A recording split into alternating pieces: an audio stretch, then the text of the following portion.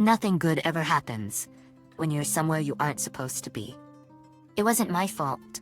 I was sitting at the stoplight and a guy pulled up next to me. He motioned for me to roll down my window. "You've got a low tire," he said. I thanked him and pulled into the Walmart parking lot on the right. I got out and looked. I could see a screw head embedded in the tire tread, and air was slowly leaking out. Great, now what? I thought to myself. I decided to go into the store and get a can of that slime stuff. When I came back, I took the screw out. That was a big mistake. The air started hissing out even louder. I quickly screwed it back in and went to the gas station in the parking lot to get some air. I was only 15 miles from home, and I checked the tires several times.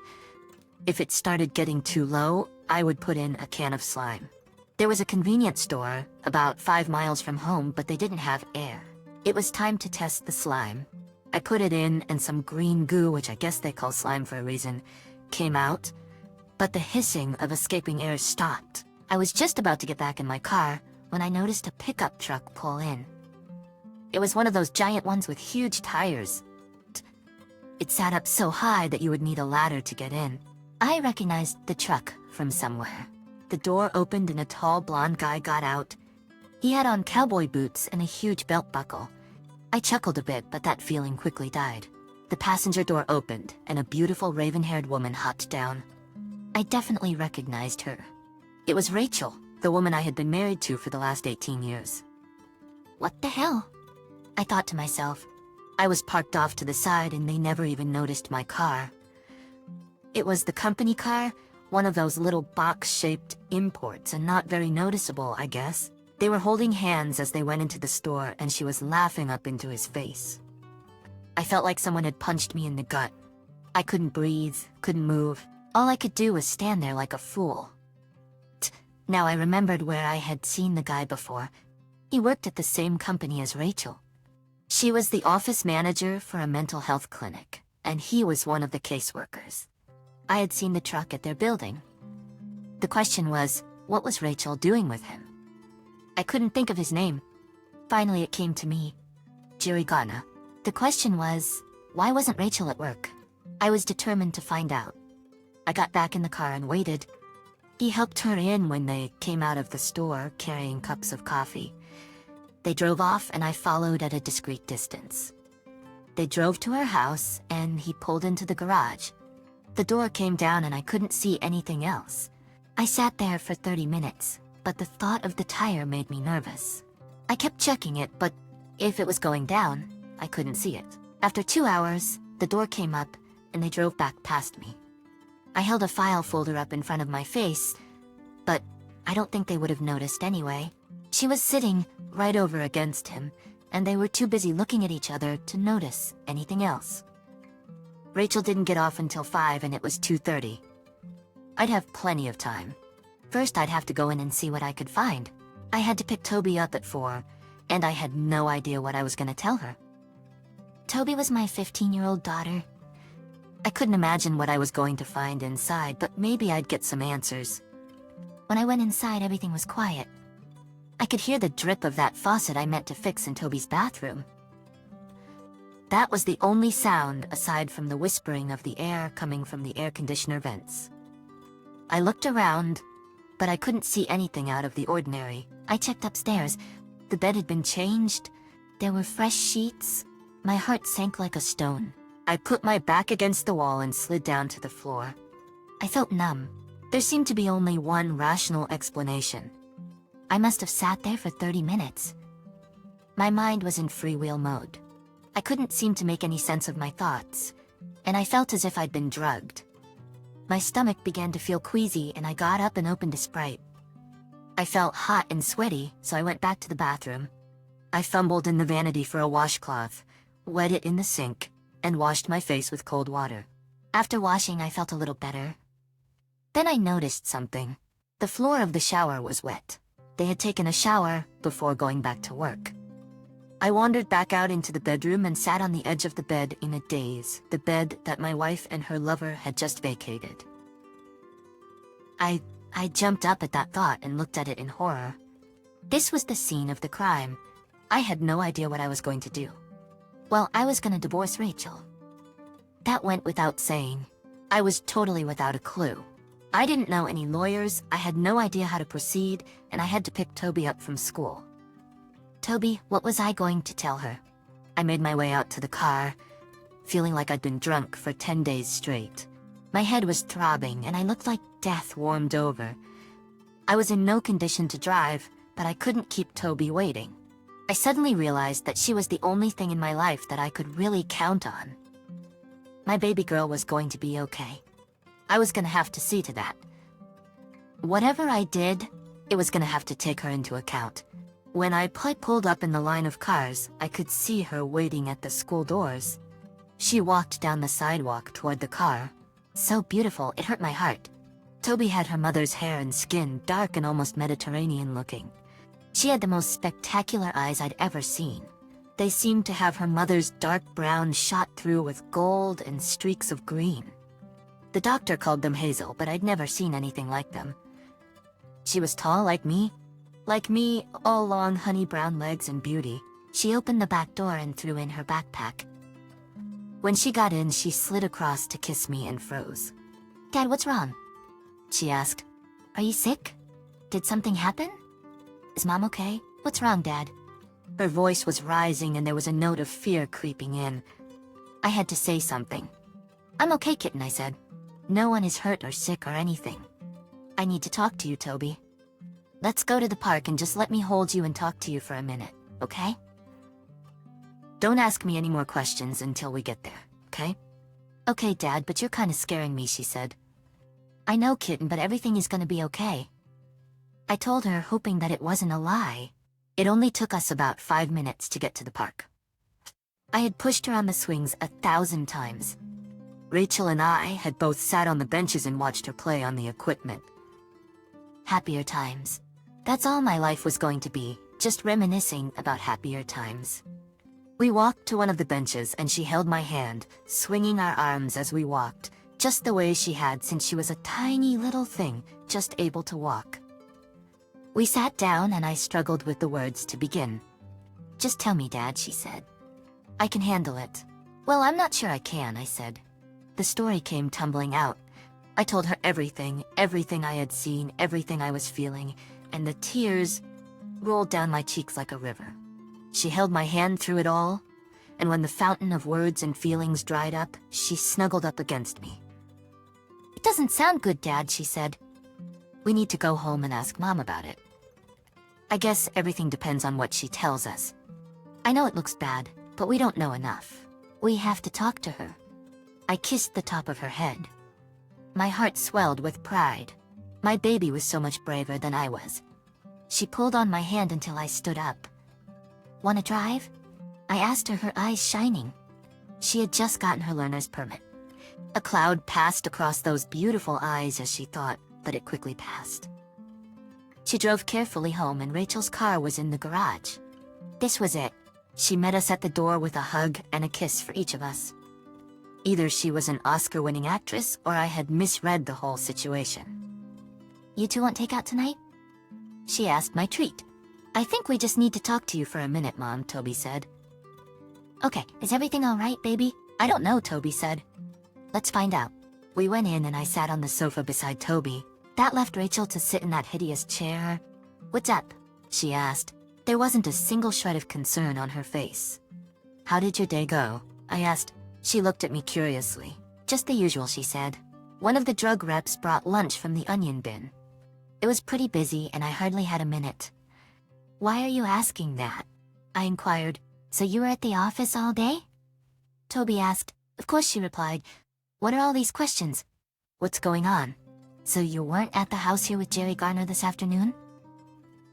I asked. Her face went pale. "Of course not," she said. "Aren't you accusing me of something, Oliver?" "I saw you," I told her. "What?" "You didn't see anything," she stammered. "What are you trying to do?" "He's lying, Toby," I said. "I was at the office all day. You can ask Angel." "No, I don't think he's lying, Mom," Toby said. "I think you're lying. I won't be asking Angel." "She'd lie for you," I added. "I think I'll give David Jones a call." "He's your boss, right? I don't think he'd lie for you." "What's his number?" He's left for the night, Rachel said. I'll have him call you tomorrow. What are you two doing? Are you trying to trick me or something? Rachel's eyes moved back and forth between us for a moment, looking like a trapped animal. What are you accusing me of doing? She asked. I guess she thought the best defense was a good offense, I said. I think you tricked yourself up, Rachel. You lied. All three of us know you lied. Why would you do that? I could see the wheels spinning in her head. Okay, I was here, she said. This is the reason I didn't want to tell you. I knew you'd give me the 3rd degree and try to accuse me of something. No one has accused you of anything, Toby said. I'm accusing you of something now. You tried to make me believe that Dad is a liar. You tried to make him look like a liar to cover up your lie? What are you lying about, Mom? Are you having an affair with that jerk? You don't even know him, Rachel said. Why would you say he's a jerk? I've met him twice, Toby said. The way he looks at me makes me want to take a bath. That doesn't matter. Are you having an affair with him? Rachel's eyes moved back and forth between us for a moment, looking like a trapped animal. I didn't want it to be like this, she finally said. I wasn't ready. Wasn't ready for what? Toby asked. I've just fallen in love with Jerry, she said. She looked over at me. I'm sorry, Oliver. It just happened. We worked together very closely, you know? He was just, I don't know. He's like the other half of my soul. We just connected, and I couldn't help it. We're in love. I was going to tell you when we were ready. As soon as we can both get divorced, we're gonna get married. I'm so sorry. I didn't mean for you to find out this way. Toby, it's gonna be okay. You'll still get to see your father whenever you want to. Jerry has a really nice place out on the lake. He has a daughter too, you know? He likes you, and we're gonna be very happy. Aren't you nuts? Toby practically exploded. I'm not gonna live with that jerk. You're right. I'm gonna see Dad anytime I want, because I'm gonna be living with him. It's you who I'm not gonna live with that jerk. You're right. I'm gonna see Dad anytime I want, because I'm gonna be living with him. It's you who I'm not going to be seeing. How could you? She turned on her heel and walked upstairs to her room. I heard the lock on her door click. Rachel turned and looked at me. She'll get over it, she said. Jerry is really a good guy, Oliver. I think you'll like him. I'm sorry, but I need to be happy. Jerry makes me happy. And that's all there is to it. I just stared at her. Who was this person? It was as if she'd been body snatched or something. I wasn't about to argue or discuss anything with a dangerous lunatic. Whatever. Rachel, I said. When are you moving out? Moving out, she said. I'm not. I don't have anywhere to go. Jerry is married and we can't do anything until we tell his wife. We'll all have to get divorces and see how the settlement is before we know what we need to do. No, you're moving out, I told her. I'll give you 3 days. Her jaw dropped. What the hell are you talking about? You can't kick me out of my own house. If anything, you should be the one who moves out. You're forgetting something, I said. This is my house. I owned it before I met you. It was paid for, and I owned it clear before we got married. The house isn't a marital asset. It's mine. My name is on the deed and yours isn't. Where? She asked. Are you just gonna throw me out on the street? I really don't care where, I said. Maybe you could get a room down at the cheating motel. Maybe one of those rent-by-the-hour places, you know? That's where you do the dirty, right? Her eyes filled with tears. That really hurts, Oliver, she said. There's no need for name-calling. I didn't try to fall in love with Jerry. It just happened. We just clicked and I knew I needed to be with him. I wasn't trying to hurt you. Ah, you just hurt me by accident, I said. Sort of like falling when you're running with a stick in your hand and poking your eye out. Mom always warned me about that. I see how it happens now. Well, that's okay then. It was an accident. There's no need to be so sarcastic either, she said. Why can't you just accept that we're in love, Oliver? Gee, I don't know, Rachel, I said. Maybe it has something to do with the fact that when I left this morning, you told me that you loved me. Now you're telling me that you love him. I guess I'm just a little confused. I do love you, Oliver, she said. I'll always love you. I'm just in love with Jerry. Oh, well, that explains it then. I said, You have told me every day for the last 18 years that you were in love with me, Rachel. I thought that was why we got married. That was why we got married. We were in love. I guess I was delusional. Oh no, we were in love. She tried to hold my hand, but I shook her off. You've got 3 days, Rachel, I said sternly. If you're not out in 3 days, I'll have the sheriff remove you and throw your belongings out in the driveway. Please, Oliver, she pleaded. It doesn't have to be this way. We can still be friends. Jerry wants to be your friend too. And we have Toby to think about. I told you that I love you, and I don't want to lose you as a friend, I reminded her. We've been together too long for you to just throw that away. I just stared at her for a minute, feeling all the sadness and loss drain away and be replaced by a wave of white-hot anger. You must be nuts, Rachel, I said. Friends? With you? With that loser? I kinda think not.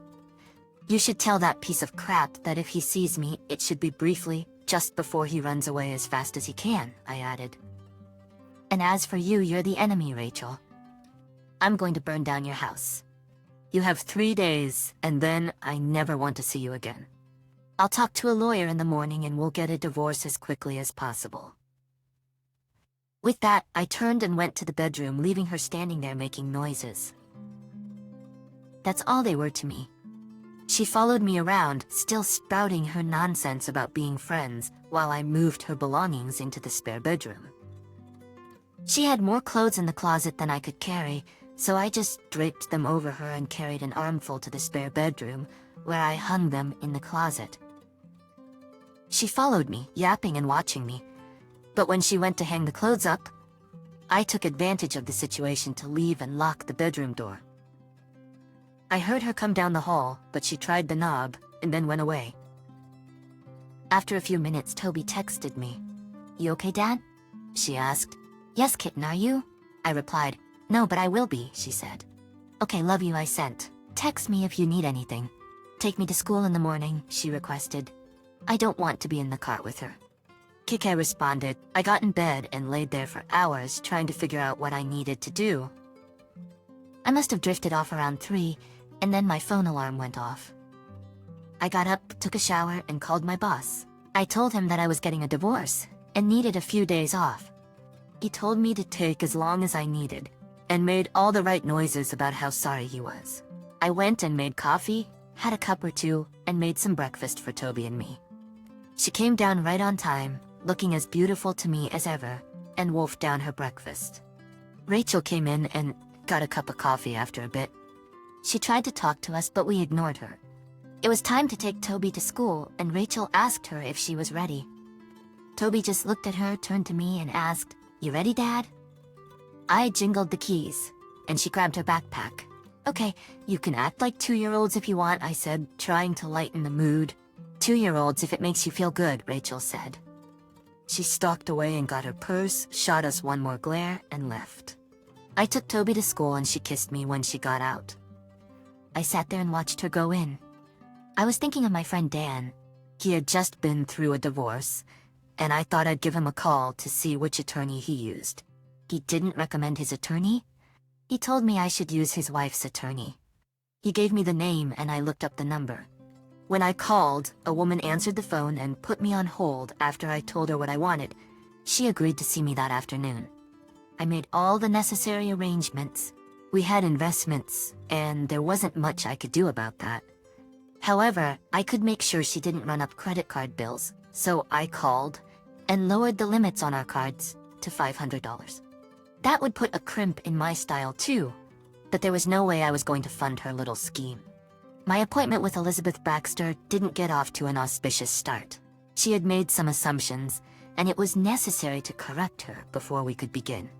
Her assumption was that I was leaving Rachel for a new partner. You need to think again, I told her. She's been having an affair with her coworker. He's married, and they both plan to divorce and marry each other. I apologize, she said. I won't represent anyone who is making the kind of move you say she's making. I understand, I said. We have a daughter. I want to minimize the fallout. Do you think it's possible for me to get custody of her? It's possible, she said. In theory, either parent is considered as likely as the other to gain custody. In practice, fathers rarely get custody, especially of female children. How old is she, and is she likely to want to stay with you? She said she did, and she's 15, I said. That will weigh heavily in the court's decision, she said. In this state, children over 14 get to choose, and younger children's wishes are always considered. If she was very young, you wouldn't stand a chance. Having the primary residence and the fact that a 15-year-old wants to stay with you should be a major factor in the custody arrangement. This shouldn't be a problem. Just do your best, I said. I drove home and wondered what I was going to do. I was going to take action, but it had to be legal. Ending up in jail would cost me Toby, and I wasn't willing to risk that. What options did I have? You have to be careful when trying to bring someone else down to make sure you don't get caught in the crossfire. This was going to require some careful thought and planning. I suspected his wife was as unaware as I was, so the first step would be to inform her. I needed to make a list. I was definitely going to let her family know. Rachel's parents loved me, and they adored Toby, so informing them was at the top of my list, but I wasn't sure how to go about it. Making sure all our friends knew was also on the agenda in a big way. And I thought I could create enough of a social media storm to make their lives interesting. That was the first thing on my agenda. She had a Facebook account for our family. I played with it a bit, used Messenger frequently, and I was familiar with it. I searched around on the internet and found out that dear old Jerry's wife did the same. I took screenshots of some pictures and posted on Rachel's page that we were getting a divorce, and that she had found her soulmate in Jerry, posting a picture of him. I changed the password and logged out. That felt good.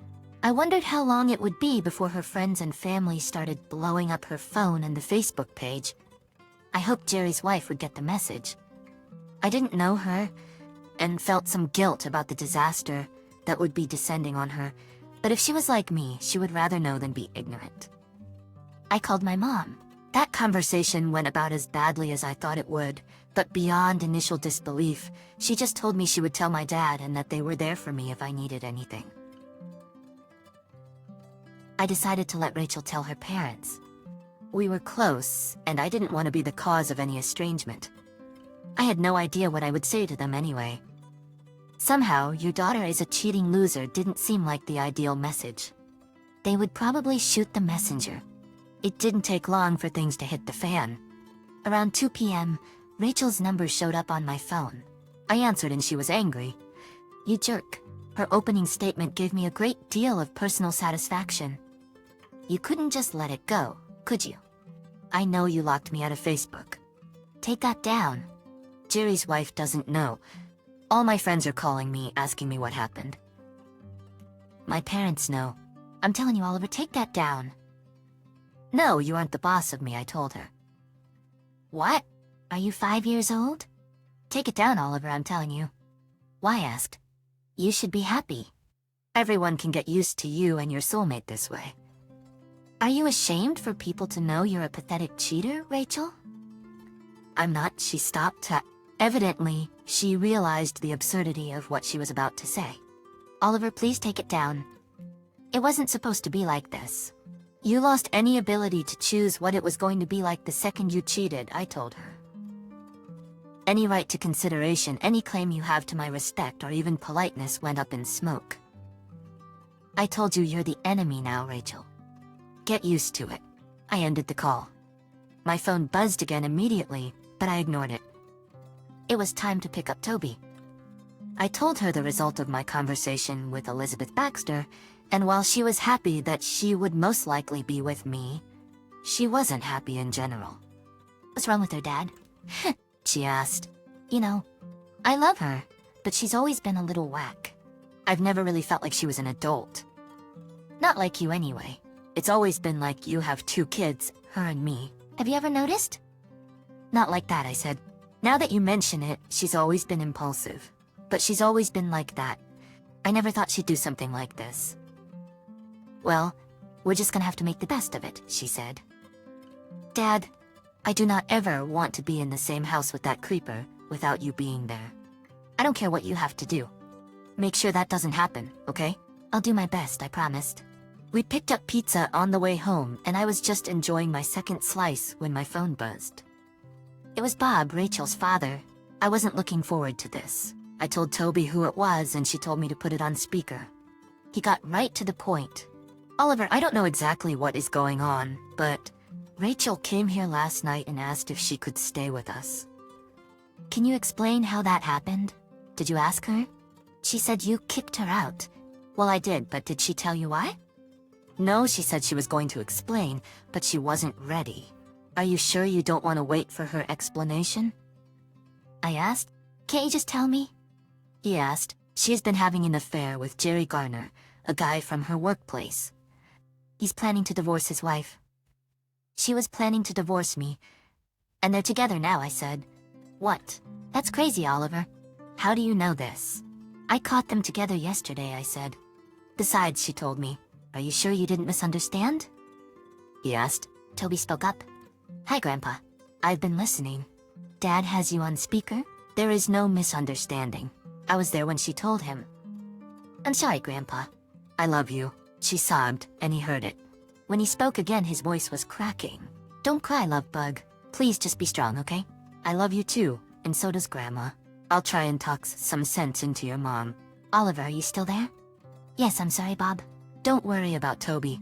You are her grandparents. And nothing is ever gonna change that. I know you love Rachel, and you'll do what you have to do. I respect you more than I have words to tell you. I hope you won't hate me when this is over. That's never going to happen, he said. I'll find out what's going on. Call me if you need anything. It went better than I feared. Things happen, you do the best you can. There is no need to go into detail about the divorce process. Most people know plenty of people who've been through it. It was long, painful, and it never got any better. Rachel was apparently delusional. She had imagined she would get custody of the children. Get custody of Toby? That didn't happen. Miss Baxter was as good as advertised. I got full custody based on Toby's desire to live with me, and after hearing Toby in a private meeting, the judge ruled that Rachel had unrestricted visitation, but not any that would involve Toby being alone with her and Jerry Garner. That became a non-issue in any case. His wife divorced him, but it seemed that the whole soulmate thing had been a little overblown, at least on his part. 2 weeks after my discovering their affair, he was on to a new conquest. All those grandiose plans evaporated like fog on a sunny day. It took 7 months for the divorce to become final. Rachel changed her mind. I was surprised at our second court appearance when she asked the judge to order counseling. Nothing I or Miss Baxter could say seemed to have any bearing, and the judge ordered it. We were supposed to have 8 to 10 sessions. We got some weird old hippie dude. We were asked to state our goals in the first session. Rachel's was long and convoluted. It seemed like she thought that I should realize that seeking her happiness was the primary focus of the universe, and that I should understand that she had not meant any harm, only happiness. Mine was much simpler. What are your goals in these sessions, Mr. Behrman? He asked. My goal is to get them over with, I said. Our spirit guide frowned. Mr. Behrman, do you really have no interest in working on your issues that brought your marriage to this point? Rachel was quite as horrified as Mr. Guru and did not hesitate to plunge in boldly. Oliver, how do you expect to get back to where we were if you aren't willing to at least discuss this? I don't, I said. Let me make it clear to you both. I give zero crap about getting back to where we were or working on issues. I'm here because of a court order. I will do what it takes to satisfy that court order, then we'll go back to court and get divorced. That's my plan. Are you aware that if I go back to the judge and report that you refuse to cooperate, you could be cited for contempt? Mr. Pathguide said, I'm not aware of that, I said. Do you mean if you go back to the judge and lie? These sessions are being recorded. I'm sure my attorney would be happy to subpoena the recordings and expose your perjury. I'm here. I'm doing whatever you say to do. You asked me my goals. I told you what they are. See, I'm cooperating. He flushed. I'm sure the judge expected you to try to work out the issues between you, he said. I'm not responsible for the judge's expectations, I told him. I'm only responsible for mine. He tried to make it difficult. He gave me homework that included spending considerable time with Rachel, and she worked. She worked diligently to wear me down. Oliver, what will it take for you to drop the divorce and work this out? She asked, an act of God? I told her. She waited for me to explain, but I said nothing. What do you mean by an act of God? She finally asked. Well, if you have a way to turn back time and not cheat with dear old Jerry, that would work, I said. Otherwise, I've never heard of anyone other than God with that power. Have you developed powers you haven't told me about, Rachel? Well, other than the power to attract other men with your feminine charms, she replied. We slogged on dreary exercise after mindless mantra, and finally it was over. We went back to court, and the judge asked if we had made any progress. Your Honor, there is no possibility that my client is going to remain married to his wife, Elizabeth Baxter said. We would like to see this divorce granted as expeditiously as possible.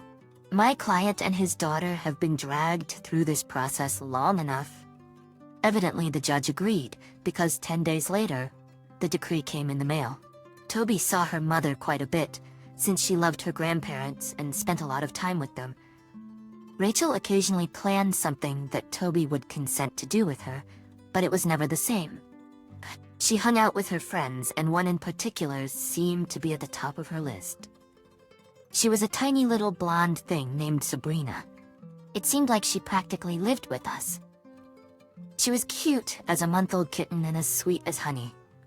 I was happy to have her, and they began to include me in some of their activities.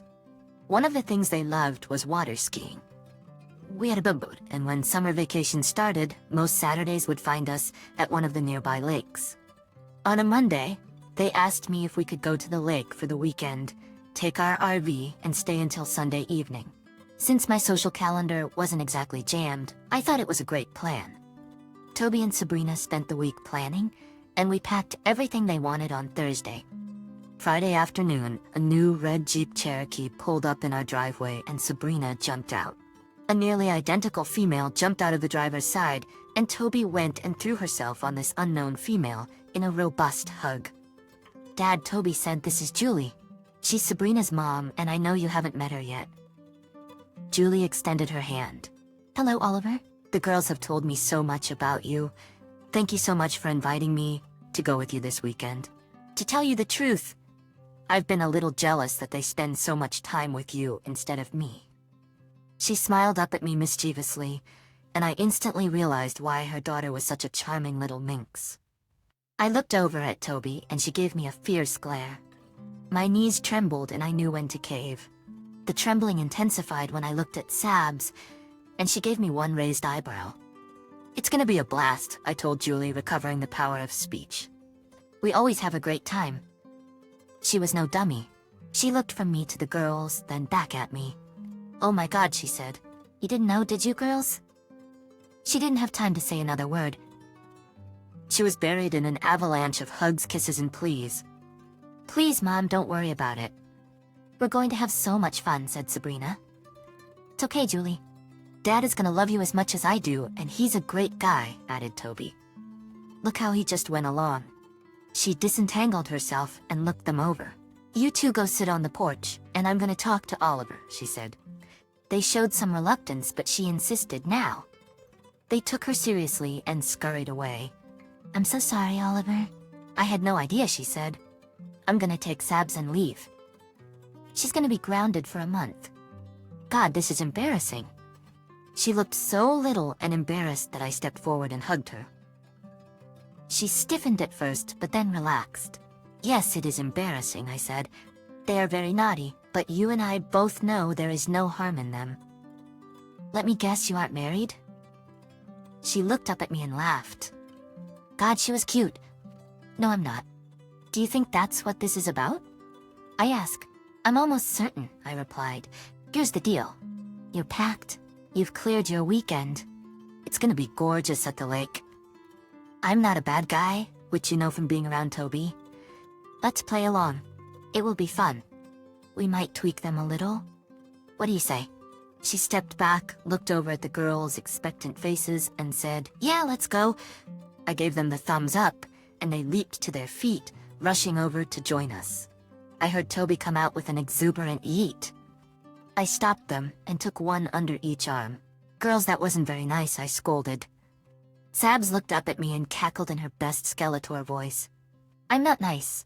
That broke us all up and I couldn't go on. They were just too cute and too innocent. We know what you're trying to do, I told them. Stop, I mean it. You can't just go around trying to arrange other people's lives. Yes, but I love Jules, and I didn't know how to get you to meet her, Toby protested. Well, you could have just told me, I said. She looked a little sad. It's okay, kitten, just don't do it again, I reassured her. She brightened up immediately. Sabs tugged on my arm.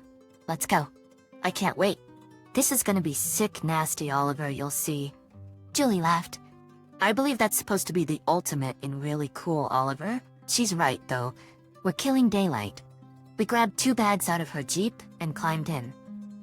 We had the boat hitched, and after a stop for propane, we were on our way. It took us half an hour to reach the lake, and Julie sat up front with me.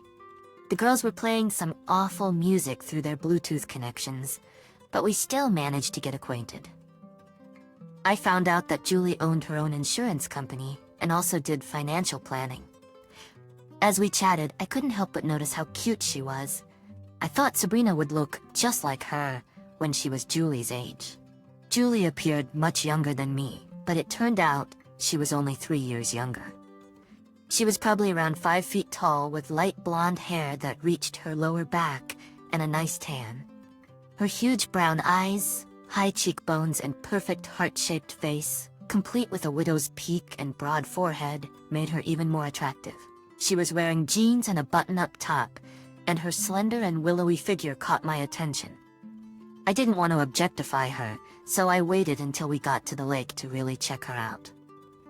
We parked the boat and RV at the slip and the girls went to change while I hooked up the water. When they were done, I went in and changed into my swim trunks and a t-shirt. We were all set and ready to go. We brought a cooler full of drinks and set off. We cruised out of the no-wake zone and I picked up speed. We went a couple of miles down the lake before the girls were ready to ski. They took off their long t-shirts and revealed their usual awkward beauty. Julie, on the other hand, was something else.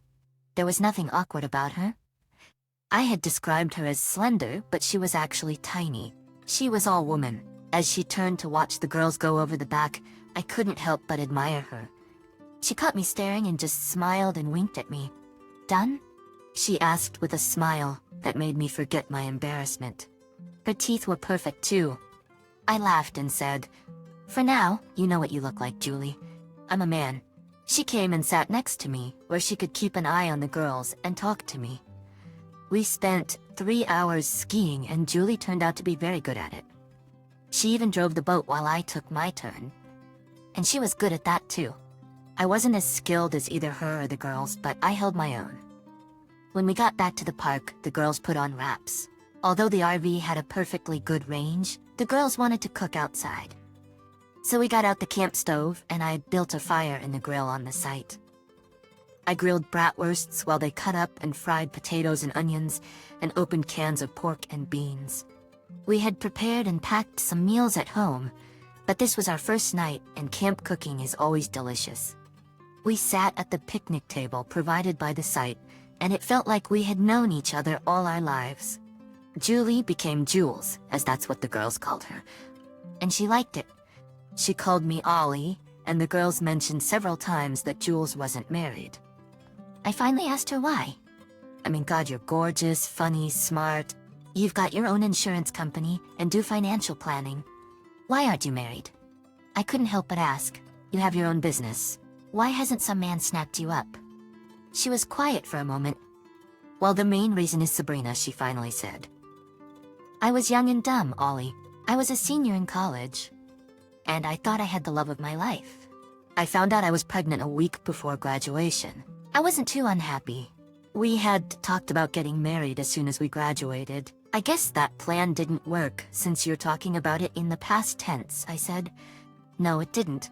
3 days after I told Brad, I found out he had been cheating on me for a month. I dumped him and never looked back. When Sabrina was born, I didn't have time for a social life for a while. Then I got caught up in building my business.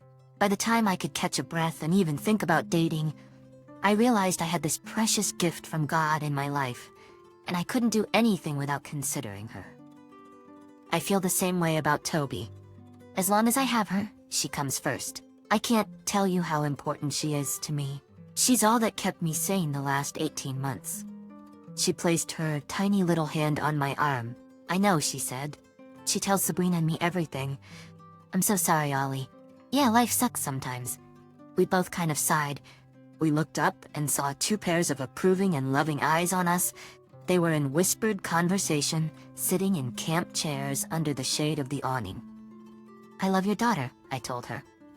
It seems like she's almost mine, all the time she spends with us. She loves you too, she said. She told me the other day that you're like the father she never had. When I looked at her, those huge brown eyes had become liquid, and a tear fell down one little brown cheek. I brushed it away with the back of one finger. She's a great girl, I said. I think her mom is a very special lady to have raised a girl like that. She's a very brave one too, doing that by herself. She smiled with those brimming eyes, stood, kissed my cheek, and went to join the girls.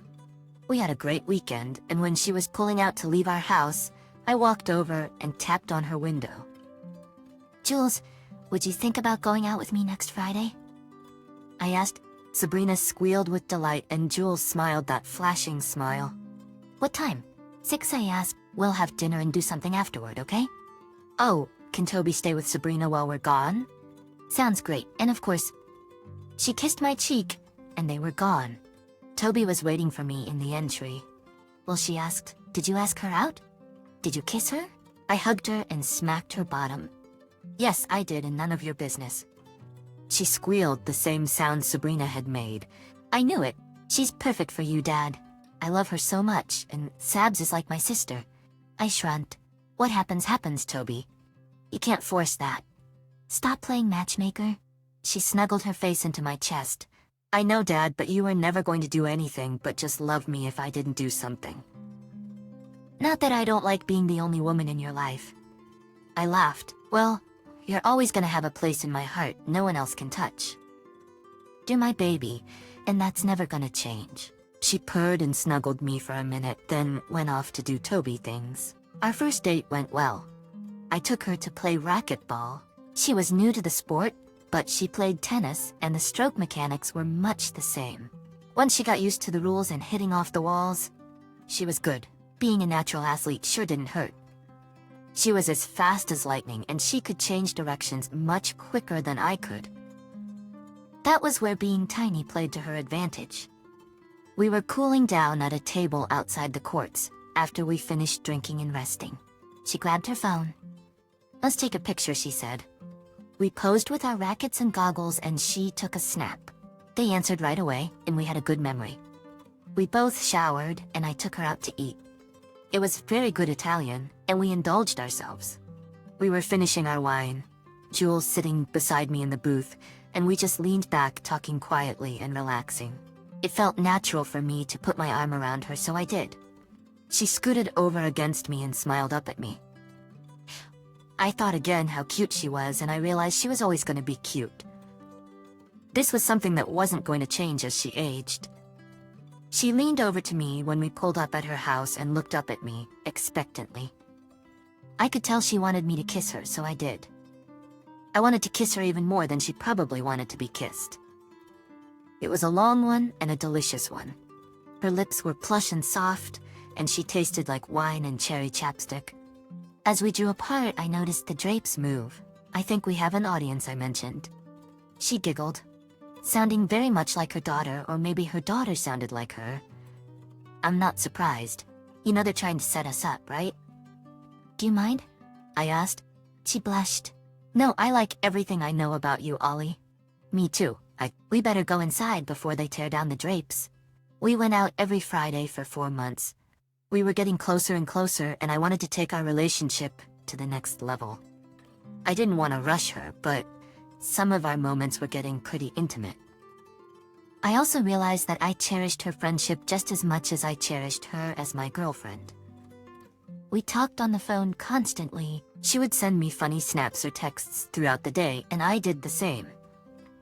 I would see something or or hear something and know that Jules would get a laugh out of it, so I needed to share it with her. We were becoming very intimate, and I knew everything about her life, as she did mine. We started having dinner together, all of us, every Tuesday, and we would just hang out, play games, and I was almost as in love with Sabs as I was her mother. They were very alike, and if you knew one, you knew the other almost as well.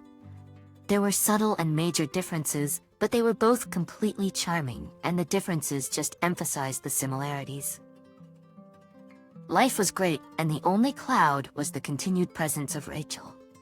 She was still part of Toby's life, so perforce of mine. I wanted nothing to do with her, and the sight of her irritated me. She never failed to try to talk to me every time she came to pick up Toby, or I dropped her off at her grandparents'. She was still living with them. She lost her job, along with Jerry at the clinic, and she was working at another private one across town. If she irritated me too much, I'd ask her if she'd heard from him.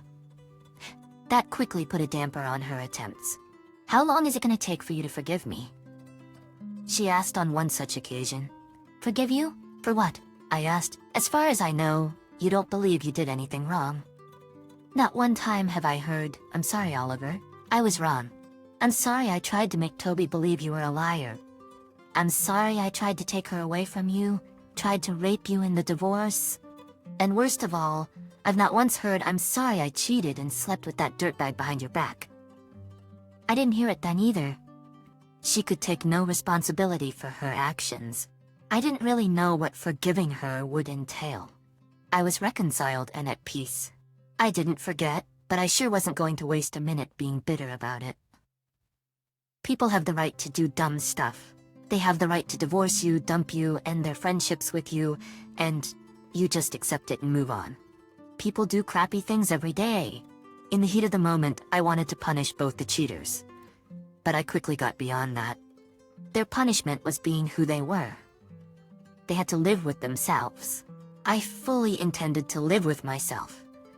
And that meant putting the lying and cheating behind me and living my best life. Rachel was an unhappy woman, and I sincerely wished any bad luck in the world on dear old Jerry, but it wouldn't come at my hand. Let God or the universe punish them. I was out of that game. She became even more unhappy when she discovered that I was dating Jules. I had dropped Toby off at her grandparents' for the night, and she came out to the car and stopped me. "I hear you're dating one of Toby's friend's mother," she said. I just looked at her. "Is it true?" she asked. "That's my business," I said. "The hell it is," she snapped. "I'm your wife. I have a right to know." "You have crap for rights," I told her. "You aren't my wife. You found your soulmate and it wasn't me, remember?" Then this thing called a divorce happened. My business is no longer yours and yours is none of mine. "Be quiet, Rachel. Don't stick your nose in mine again." I was seething when I left. I told Toby what had happened. She was just as angry as I had been. That ended my dropping her off at her grandparents' house or Rachel picking her up at our house. Bob or Cindy, the grandparents, came to our house and picked her up from then on. That took away a major source of stress in my life. On our 7-month anniversary of the trip to the lake, I took Jules out. We went to a nice restaurant and then to a club. She didn't drink much, just a beer now and then, or one drink. She had 2 that night. I raised an eyebrow when she ordered the second. She laughed. "Yeah, I'm wild and crazy tonight, huh?" "You're perfect just like you always are," I said. "Do you really think so, Ollie?" She tilted her head to the side as she often did. "Because I think you're pretty perfect too." "If I'm so perfect, why haven't you invited me to spend the night?" I must have looked pretty startled because she laughed. "Have you not even thought about it?" I found my composure. Yeah, Jules, I've thought about little else since that first day on the boat when I saw you in that bikini. When we started dating, I realized you were something different, something special, and I didn't want to pressure you or scare you off." "You won't scare me off," she said. "I told the girls not to wait up." "Really? Well, what are we doing here?" I asked. "Oh my God, Jules, let's get out of this place. Do you want to spend the night with me?" She blushed as she took my hand and allowed me to pull her to her feet. More than anything else in the world right now.